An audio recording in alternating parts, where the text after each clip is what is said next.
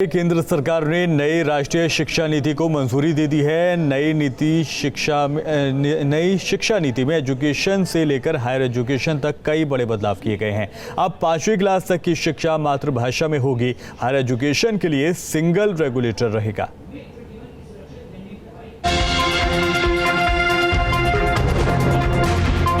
मोदी सरकार ने देश की शिक्षा व्यवस्था को और बेहतर बनाने के क्षेत्र में बड़ा फैसला लिया है। सरकार ने नई शिक्षा नीति को मंजूरी दे दी है। इसके साथ ही मानव संसाधन विकास मंत्रालय का नाम बदलकर शिक्षा मंत्रालय कर दिया गया है। अब 3 साल तक के बच्चों के लालन पालन और पारिवारिक शिक्षा के लिए अभिभावकों को ट्रेनिंग दी जाएगी।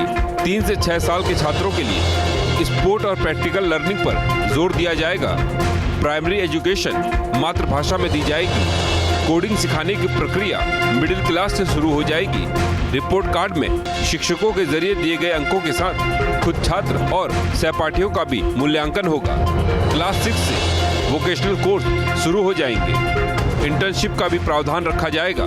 देश की 8 बड़ी भाषाओं में दी जाएगी ऑनलाइन एजुकेशन, डिजिटल लाइब्रेरी और विदेशों के साथ स्टूडेंट एक्सचेंज प्रोग्राम की भी सुविधा होगी। नई तकनीक में शिक्षा के लिए 2023 तक टीचर्स को दी जाएगी ट्रेनिंग। जीनियस और दिव्यांग बच्चों के लिए शिक्षा में अलग से प्रावधान होगा। साल में 2 बार बोर्ड एग्जाम होंगे। सब्जेक्ट के साथ साथ ऑब्जेक्टिव सवालों का भी देना होगा जवाब। स्कूली शिक्षा व्यवस्था को 5+3+3+4 के आधार पर बनाया जाएगा।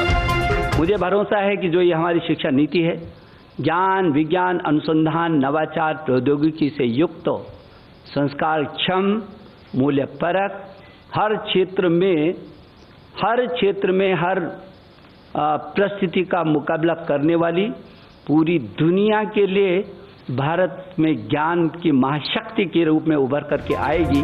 सरकार ने 2016 में ही नई शिक्षा नीति के लिए ड्राफ्ट के रूप में कदम बढ़ा दिए थे। इसके बाद 2 समितियों का गठन किया गया। संसदीय समिति में भी मंथन हुआ, जिसके बाद देश के सामने नई शिक्षा नीति रखी गई। ये बेहद महत्वपूर्ण है क्योंकि 34 साल से शिक्षा नीति में परिवर्तन नहीं हुआ था और इसलिए आज का ये जो परिवर्तन है और जो नई शिक्षा नीतियाँ है, मुझे विश्वास है कि पूरा समाज और सभी देशवासी इसका स्वागत करेंगे और दुनिया के शिक्षाविद भी इसको निश्चित रूप से सराहना करेंगे। नई शिक्षा नीति में कई नए बदलाव किए गए हैं, लेकिन कुछ मौलिक सवाल अभी भी छूटे हुए हैं। मसलन, क्या शिक्षा के अधिकार को 12वीं तक किया जाएगा? कैसे सरकारी और प्राइवेट शिक्षण संस्थानों में एक रूपता आएगी? ये तो बहुत अच्छा लगता है कि अगर सारे यूनिफिकेशन हो जाए पूरे हिंदुस्तान में, एक सा सिलेबस हो, एक सा प्राइमरी एजुकेशन, एक सा हायर एजुकेशन हो, लेकिन अगर मुख्तलिफ ज़बानों में होगा, हर एक की मदर टंग में होगा, तो हायर एजुकेशन किस ज़बान में होगी? कहीं ऐसा तो नहीं कि तमाम जो भाषाएं हैं वो हटाकर सिर्फ किसी एक भारतीय भाषा की तरफ बढ़ रहे हों, जो उससे बहुत बड़ा ख़तरा है कि हमारे जो स्टूडेंट्स हैं वो फिर दुनिया भर से मुकाबला नहीं कर पाएंगे। विपक्ष ने भी नई शिक्षा नीति को लेकर सवाल उठाए हैं। HRD मिनिस्ट्री का नाम बदलकर मिनिस्ट्री ऑफ एजुकेशन रखा गया, चूँकि वो नाम तो राजीव गांधी ने रखा था, नरेंद्र मोदी को वो नाम तो बदलना ही था। और इस नई सरकार की यही नीति है, कोई काम करो या ना करो, नाम बदलते चले जाओ।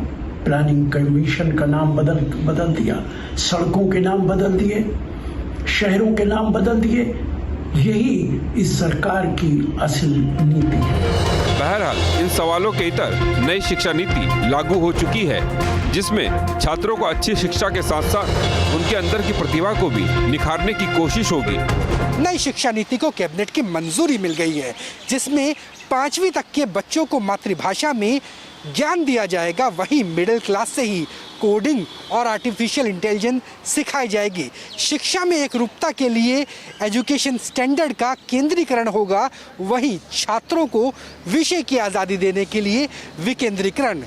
कुल मिलाकर 10,000 से ज़्यादा विश्वविद्यालय, 1 लाख से ज़्यादा डिग्री कॉलेज, 15 लाख से ज़्यादा स्कूल और 30 करोड़ से ज़्यादा बच्चों के लिए नई शिक्षा नीति ही नहीं, शिक्षा मंत्रालय का नया नाम भी सामने आ गया है। वीडियो जर्नलिस्ट मुकेश कुमार के साथ राहुल डबास, दिल्ली।